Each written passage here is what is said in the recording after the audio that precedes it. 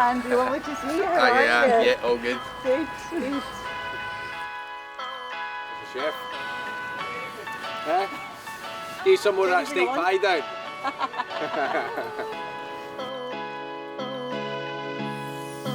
Andy, nice to see you fresh from training, hence why we thought we'd get you a chair so you can rest the legs. How's it been back in camp with the guys? Yeah, so far so good. Obviously met up yesterday and then today training. So it's been good. It's always nice to see them. It's not been long since the last camp, so not missed them too much. But no, it's always good to meet up again and just get back out training with the lads. It's the last Scotland fixtures of the year, Croatia and Poland to look forward to. It's not obviously been the Nations League campaign you would have hoped for in terms of results, but so many good performances in there. How do you feel it's been going so far? Yeah, look, we feel as if our performances probably haven't got the points that we probably deserve, which is disappointing. I think last camp was a lot better. I think obviously getting a draw against Portugal at home, which was pleasing, but we have to go into these ones now looking to get a win on the board and kind of see where it takes us. So this year's been tough in different ways. Hopefully we can end it on a high. Is that just the price that you need to pay being in League A and facing the tougher opposition, that it might be a bit of a tougher journey in terms of trying to get those results?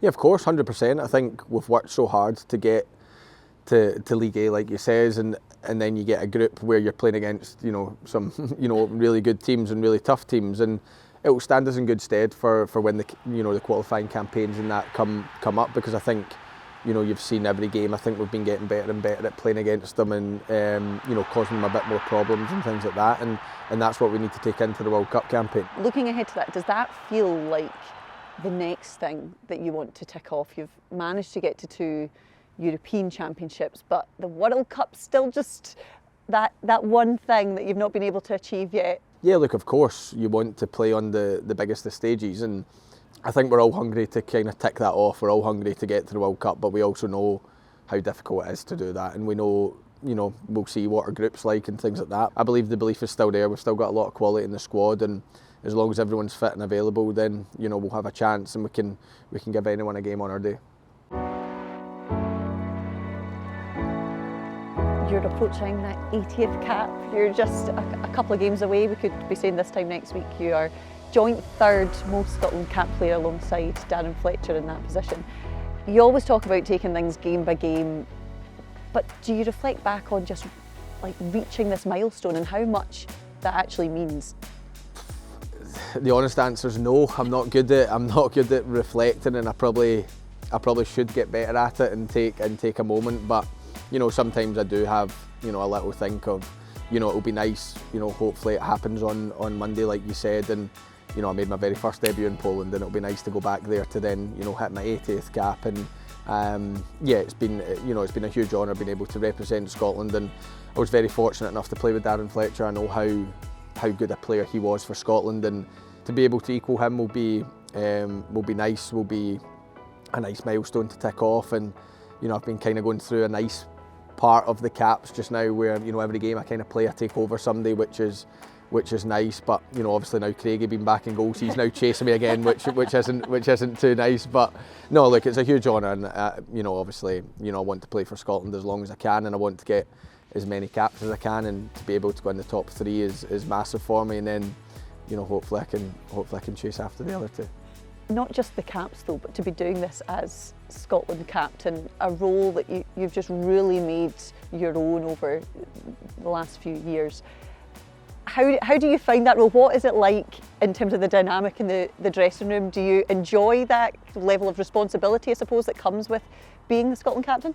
Yeah, of course. I think I always say it, I love being captain of this squad in particular, but being captain of your country is the biggest honour you can get in football, in my opinion, and all the roles that come with it, and I just try and enjoy it as much as I can, because I know one day I won't be the captain any longer, and I'll be old and retired and forgotten about, and you've just got to kind of enjoy it in that moment, and somebody else will take over me. But it's a huge honour for me, especially when it comes to game day and you're at the front of the line and you're leading the lads out. Then it gives me the same feeling now than it did the first game I did it, and I think that's telling in itself. And maybe it's up to the lads to answer, but I think I'm an alright captain, not the best, but maybe okay, and I look after the lads, and I'll always do that. How do you think you have changed just approaching that 80th cap? When you think back to that debut against Poland, you were so young. So how much have you changed within this Scotland team?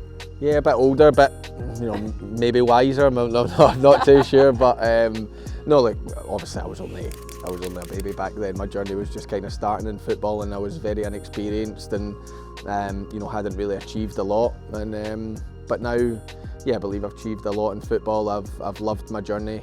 I still feel like that 19-year-old that made his debut. In my head I still think I'm that, but maybe in the morning when I wake up, I get reminded every step that I take that I'm not quite as young as I once was. You talk about looking after the younger boys in there. Go on then, tell us, who do you always have to pull up for stuff? Who are you having to tell off in there? I'm always on Doki just because of the Liverpool connection. I just like being on him and try and get the best out of him, and the wee man's flying, and he's doing so well, which is great to see. And he's got a bright future ahead of him. I always need to look after Billy at times. He can get angry on the training pitch at times, so sometimes I need to put my arm around him to calm down. But no, look, the young lads are great. They're a breath of fresh air, and we're very lucky to have them and a mix of experience. That the experienced lads look after the young lads. They look out for them. They try and help them, and I think that's why we've got such a good group. We've got that perfect balance. Tell us then, who's the worst when it comes to trying to get tickets for games and favours off you? There must be somebody. When it comes to Scotland games, John McGinn has, I think,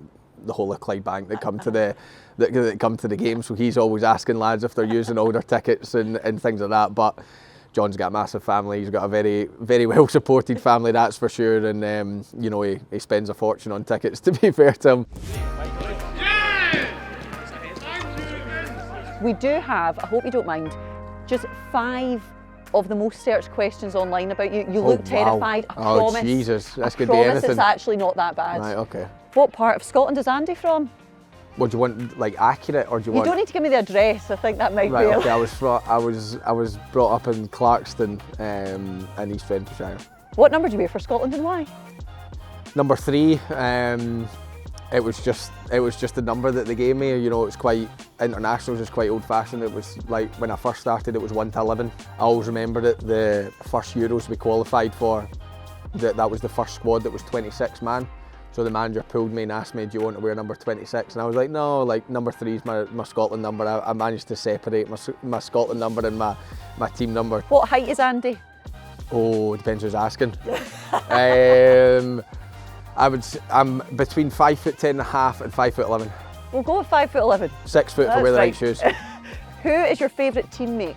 I'd go with my vice captain, John McGinn. He's the one I've been closest to.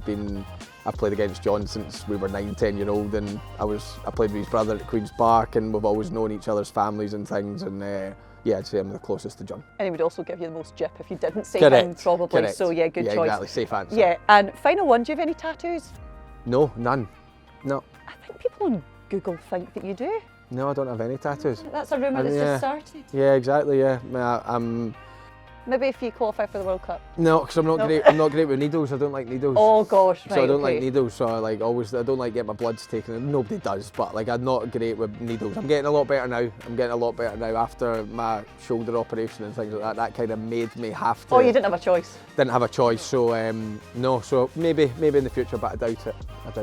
Stay tuned for that. We'll Yeah, exactly. I'll keep you updated. Andy Robertson with a tattoo in the near future. Andy, it's been lovely to see you, and best of luck for the next 2 games. Thank you very much. Thank you.